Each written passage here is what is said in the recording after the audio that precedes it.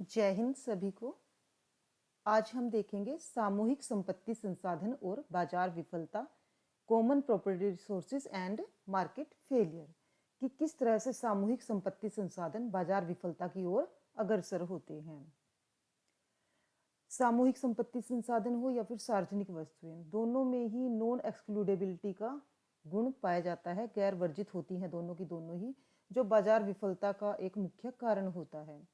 तो आज वाले लेक्चर में हम सामूहिक संपत्ति संसाधन को ही देखने वाले हैं। ये आपका अलग से क्वेश्चन भी आ जाता है। सामूहिक संपत्ति संसाधन, कॉमन प्रॉपर्टी रिसोर्सेज, इसमें दो विशेषताएं पाई जाती हैं। ये प्रतिद्वंद्वी भी होती हैं और नॉन एक्सक्लूडेबल भी होती हैं। प्रतिद्वंदी वाला गुण इनका अच्छा है, जो मार्केट सफलता के लिए जरूरी होता है, पर इनका ये वाला गुण, नॉन एक्सक्लूडेबिलिटी का गुण, इनको मार्केट विफलता यानी कि मार्केट फेलियर की ओर अग्रसर करता है। तो इस तरह जो सामूहिक संपत्ति संसाधन है, उसके लिए किसी का भी एकाकी संपत्ति अधिकार नहीं होता, यानी कि एक व्यक्ति अगर उसका उपभोग कर रहा है तो दूसरे व्यक्ति को नहीं रोक सकता कि वह उसका उपभोग नहीं कर पाएगा। इसका प्रयोग कोई भी कर सकता है। यहाँ पे एक उदाहरण लेते हैं, समुद्र में मछली पकड़ना। एक व्यक्ति द्वारा मछली का पकड़ना दूसरे व्यक्ति द्वारा मछली के पकड़ने को प्रभावित करता है। करता कैसे है कि जो मछलियां एक व्यक्ति ने पकड़ ली, उन मछलियों को दूसरा व्यक्ति नहीं पकड़ सकता। उनके लिए उन मछलियों की अवेलेबिलिटी कम हो जाएगी, पर वह दूसरे व्यक्ति को मछली पकड़ने से नहीं रोक सकता कि आप यहाँ पे मछली नहीं पकड़ सकते। उनको वो वर्जित नहीं कर सकता, एक्सक्लूड नहीं कर सकता, क्योंकि समुद्र में मछली पकड़ने के लिए किसी का भी एकाकी संपत्ति अधिकार नहीं है। यहाँ पे एक और उदाहरण लिया गया है मछली पकड़ने के अलावा। जैसे गांव में सामूहिक भूमि होती है, उस पर सभी किसानों का हक होता है, स्वामित्व होता है। अगर एक किसान वहां अपने पशु चराता है तो वह अन्य किसानों को वहां पशु चराने से नहीं रोक सकता। हालांकि जब एक किसान वहां पर अपनी पशु को चरा रहा है, जैसे यहाँ पे भेड़ों का एग्जाम्पल लिया गया है, तो जो चारा उसकी भेड़ों ने खा लिया वह दूसरे किसानों की भेड़ों के लिए कम हो जाता है। तो इस स्थिति में क्या होता है, इस स्थिति को सामूहिकता की त्रासदी भी कहा जाता है, ट्रेजेडी ऑफ कॉमन्स। ये आपका छोटा क्वेश्चन भी पूछ लिया जाता है कि ट्रेजेडी ऑफ कॉमन्स क्या होता है। तो इसमें यही आपका जाएगा कि जब एक व्यक्ति किसी वस्तु का प्रयोग करता है तो दूसरे व्यक्तियों के लिए उसकी अवेलेबिलिटी क्या होती है, वो कम हो जाती है। इसे साझेपन का दुखांत नाटक भी कहा जाता है। तो इस तरह से जो सामूहिक संपत्ति होती है, कॉमन प्रॉपर्टी रिसोर्सेज होते हैं, उनका अकुशल प्रयोग होता है तथा ओवर एक्सप्लॉयटेशन होता है। और यह किस सीमा तक होता है, जब तक उस संपत्ति का विनाश नहीं हो जाता। तो इस तरह से कॉमन प्रॉपर्टी रिसोर्सेज के मामले में जो बाजार संयंत्र है, डिमांड और सप्लाई की फोर्सेस हैं, मार्केट फोर्सेस, वो संसाधनों का कुशल आवंटन प्रस्तुत करने में फेल हो जाती हैं, असफल हो जाती हैं।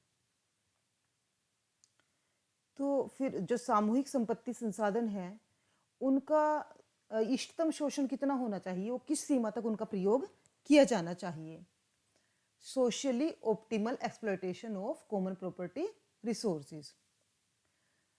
तो एक जो सामूहिक संपत्ति संसाधन है, उसका सामाजिक इष्टतम आवंटन उस समय होगा जब अंतिम प्रयोगकर्ता की सीमांत लागत कुल उत्पादन में हुई सीमांत वृद्धि के मूल्य के बराबर हो जाती है। जैसे यहाँ पे दिया गया है, marginal cost of additional user is equal to the value of the marginal addition to the total output. तो हमने पीछे दो उदाहरण लिए हैं। तो अगर मछली पकड़ने के उदाहरण में देखें तो वहां पे फिर सोशली ऑप्टिमल एक्सप्लॉयटेशन क्या होगा। तो इस स्थिति में सामाजिक इष्टतम यह होगा कि मछली पकड़ने के लिए एक और नाव में तब वृद्धि की जाए अगर जो नाव को चलाने की लागत है वो जो मछलियां उसने पकड़ी हैं उसके मूल्य से कम हो या फिर उसके बराबर हो। यानी कि नाव चलाने की लागत या तो कम होनी चाहिए या बराबर होनी चाहिए किसकी, जितना उत्पादन में वृद्धि की है उस नाव ने।